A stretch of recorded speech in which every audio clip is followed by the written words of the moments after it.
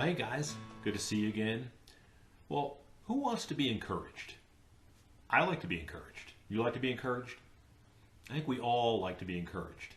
And while some may need more than others, or some may find encouragement in different ways, we all need some measure of encouragement. And that means the people you lead need it as well. And by the way, if you're a person who really doesn't need much affirmation, or you get that from outside of those you work with or do ministry with, this is even more important for you. And here's why. If you're more likely to not need as much encouragement, you are also more likely to fall into the trap of feeling that because you're good, everyone else should be good too.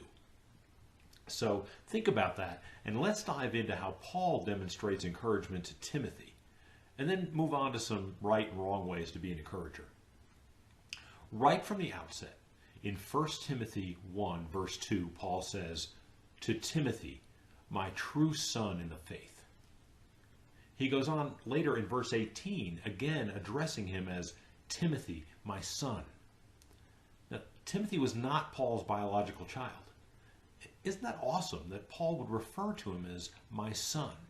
How encouraging for a young man really just beginning his leadership journey. But listen to what else Paul says. Continuing in verse 18, he says, "I give you this instruction, in keeping with the prophecies once made about you, so that by following them, you may fight the good fight." So what's he doing here? Paul's not just giving instruction. He's reminding Timothy that he was destined for this. Go back and look at that scripture. He's reminding Timothy that he was destined for this, that others had seen it in him, and that if he stays true to that, he'll have success. See, the battle's already been won, he's telling him. You've got this. And that'll just put wind in your sails as a leader for somebody to do that for you, and for you to do that for others. He hits this again in chapter 4, verse 14, when he says, "Do not neglect your gift, which was given to you through a prophetic message when the body of elders laid their hands on you." There's two things here. In encouraging Timothy not to neglect his gift, Paul is reminding Timothy that he has a gift. He has a calling. We all have gifts, and occasionally we need to be affirmed in that. Second, he reminds Timothy that his gifts have been acknowledged and laid out for him. The leaders of the church, the elders, confirmed it when they laid hands on him, when they prayed over him. You know, this scripture really resonates with me, and here's why. A few years back, I ordained by the church that I was then serving with. And at our monthly staff meeting, our senior pastor prayed over me as all the pastoral staff gathered around me and laid their hands on me and prayed with the pastor. It was a wonderful moment for me. It really was very, very meaningful. Now, because I've had the blessings of working in a church and ministering and doing ministry with some amazing people, you know, that doesn't mean that life is always unicorns and rainbows. In fact, there have been times when I've questioned what it is God is doing with me and just what it is he's calling me to. Well, my wife Isabel was invited to that staff meeting to be there for my ordination, and she took a picture of the moment that I described above when all the pastoral staff was praying over me.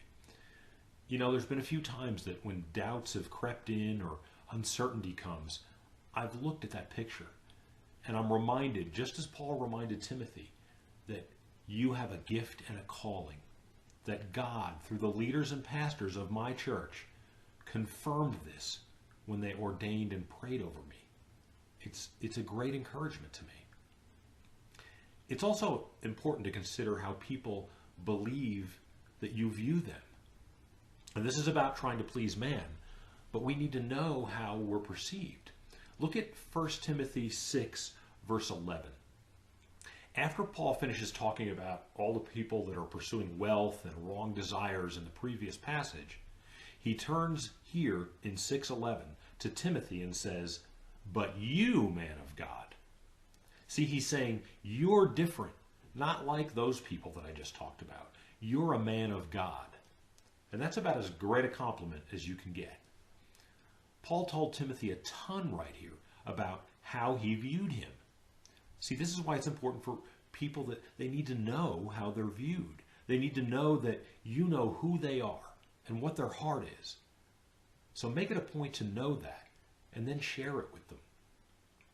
Lastly, know your people well enough to know what might be an area where they feel inadequate, and then encourage them in that. They may need training, they may need some other things, but encourage them in that. Don't let that be a burden for them.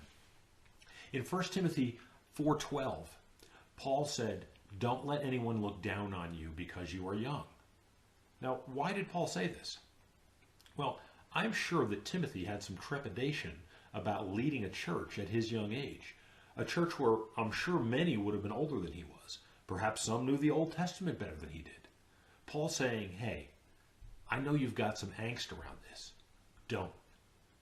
He goes on to say, set an example for everyone in what you do. See, again, some old adages are just that. They're old and dusty. But some hang around because they hold timeless truths. Leading by example is one of those. Paul's saying to Timothy, if you lead by example in all you do, they'll forget that you're young. So you may find yourself leading someone who feels they're not smart enough or don't have enough experience or they're too short or whatever it might be. Your job is to encourage them to see past that, not to let that define them. Now, I'm not talking about making stuff up here. I'm not talking about showering people with shallow praise. Hey, you may have some folks that just aren't going to cut it. And, they may be in the wrong role. They may not have the skill set for that job, and you'll have to deal with that. A chain is only as strong as its weakest link.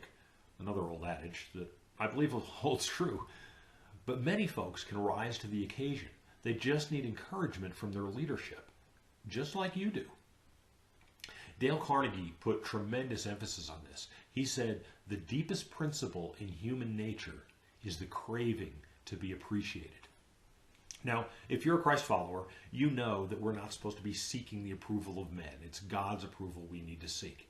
But that doesn't mean that we don't need to see that approval sometimes or feel that encouragement from others around us. And there's nothing wrong with that. So just be sure that you've got an encourager in your life for you and that you're serving as an encourager for those that you lead. Well, like so many of these topics, we've only scratched the surface here. But I want to wrap this up, so let's hit our takeaways quickly. First, remind people of who they are and what they're gifted in or called to. Give examples of how those gifts have been affirmed in the past, just like Paul did for Timothy. Next, and this is really tied in with what I just said, be sure they know how you view them and how they're viewed in the environment. Now, that could have positive or negative connotations to it, and hopefully you'll have more opportunities to affirm than the opposite. But as a leader, there'll be times when sharing who you see them to be might be a difficult conversation. But in either case, as leaders, we owe that to those we lead. They don't need to be in the dark about how they're viewed. And hopefully, again, that'll give you more opportunities to encourage them. And lastly, know your people well enough to know where they might feel inadequate and then encourage them. Just like Paul knew that Timothy might feel inadequate because of his youth, and then he encouraged him. You can do the same with those you lead. Remember, encouragement is one of our strongest fundamental needs. Whether we think so or not, or whether we acknowledge that or not, it's true. And it has to be more than just a pat on the back or a drive-by thank you. Meaningful encouragement comes from knowing the individual, their strengths, their weaknesses, who they are, and then using those as you encourage them. Next week, we're going to talk about leading a healthy environment. We'll get into dealing with rumors and negative talk and what to do with those who stir the pot, because they're in every environment, and how to be sure you don't fall into the trap of becoming part of that.